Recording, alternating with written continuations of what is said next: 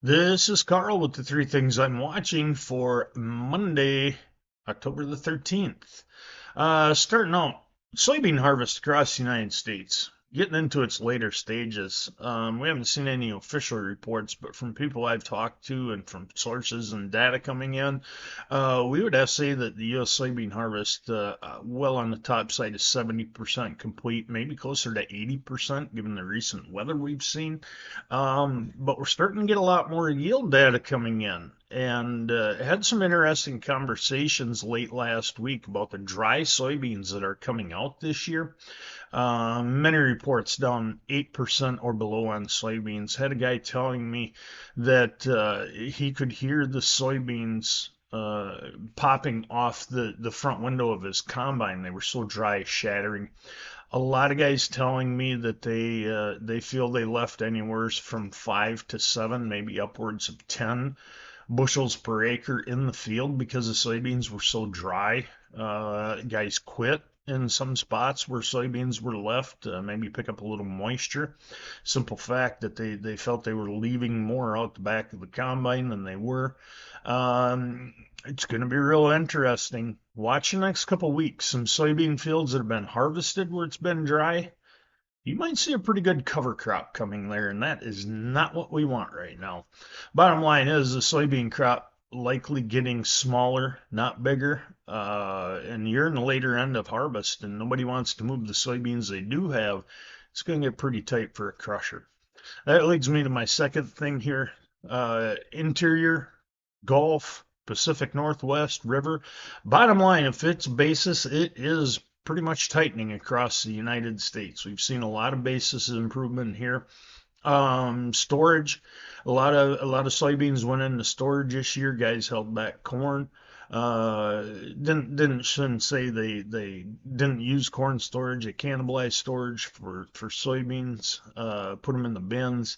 We got some crushers starting to look for some needs now. We're seeing basis values. Soybeans really tighten up across most of the entire interior market. Corn basis now starting to firm as well. Isn't so much that there's not stocks there. We know there's stocks there, but farmers aren't really willing to sell right now. And I've talked to a couple big elevators, and they said they do not have enough ownership to make many sales right now. Could get interesting over the next 30 to 60 days in these cash markets. We'll be keeping a very close eye on them.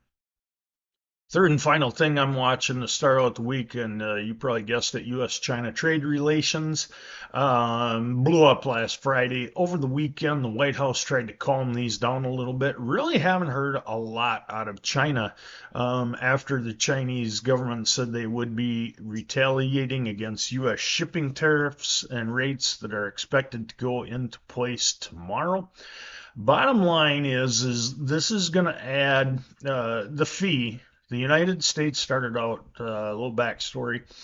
Any vessel, any ship that is either manufactured, brokered, was built, is anything, flagged, you name it, any connection to China was going to get a fee put on it to load in U.S. ports, coming out to about $50 per metric ton.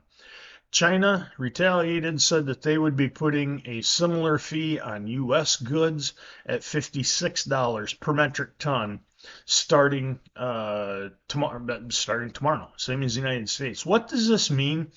Bottom line is this fee will add $3.7 million to every Panamax vessel that is traded between the United States and China. $3.7 million this will add. What does that mean?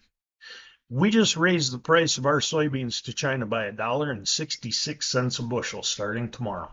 If this fee goes into effect, that is what the breakdown will be on the cost of soybeans to China from the United States. An extra $1.66 according to the numbers that I've seen. Pretty much any hope of soybean trade at that point is gone. And I got to be honest, this is a bigger hurdle than anything. This is just right in there with the tariffs, these fees. We're making it extremely hard for China to do business with us, and they seem pretty content with that. Soybeans still rallying though. We still have a smaller crop, and I still stand firm that we don't necessarily need China this year, and we maybe don't even want their business. But these shipping fees show us that any resolution may be a little bit further away than what we had hoped. Look for updates on this today. Like I said, the U.S. backed off over the weekend. We'll see what this week's trade starts out. Those are the three things I'm watching today.